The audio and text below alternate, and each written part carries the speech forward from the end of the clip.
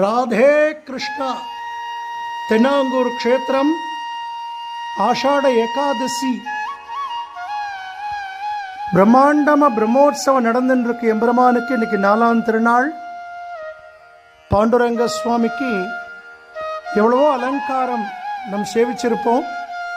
ஆனால் 30 வருஷ பிரார்த்தனை துவாரகை கண்ணனாக சேவிக்கணும்னு. துவாரகையில்